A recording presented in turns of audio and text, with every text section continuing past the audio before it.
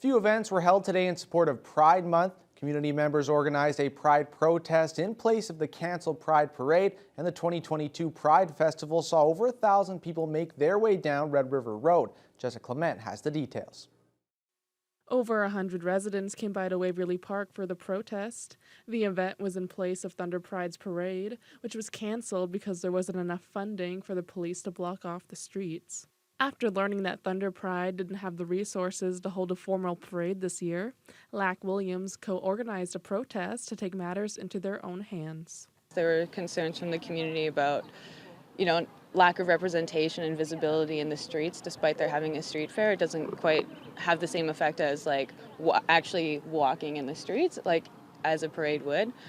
So we decided to take more of a grassroots approach and maybe do it more of a protest style instead and have a march today. Pride started off as a protest against police brutality, and Williams believes that it's time to go back to a grassroots approach, especially with many Pride events leaning more towards commercialization. They, along with other members of the LGBTQIA2S+ community, think that there should be more community-based events. I think they're super important, especially because, it's coming from the community rather than doing things on behalf of the community. It might be a bias here, I'm not quite sure, but I feel like it's not that difficult to do some community engagement and talk to the folks that you're wanting to do events for and with, rather than, doing everything on behalf of them. Meanwhile, just down the hill on Red River Road, Thunder Bay's 2022 Pride Festival was packed with over 1,000 attendees within the first hour of the event.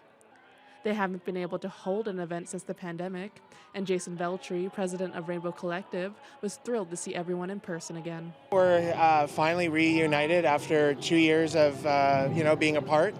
To see folks coming out on the street, enjoying the festival and the music and the food, it's a pretty overwhelming day right now to see as many people out as they are already. The festival featured many booths, including vendors from the LGBTQIA2S+ community, live music, snacks and drinks, and plenty of activities for kids and adults to enjoy.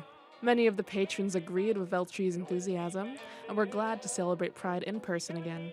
It's really nice seeing everybody bounded together, everybody connecting and accepting everybody for who they are, especially now after COVID, after the pandemic. It's really nice, especially nobody's even wearing masks, and it's really cool because we all get to be together again and celebrate everybody for who we are. Jessica Clement, TBT News.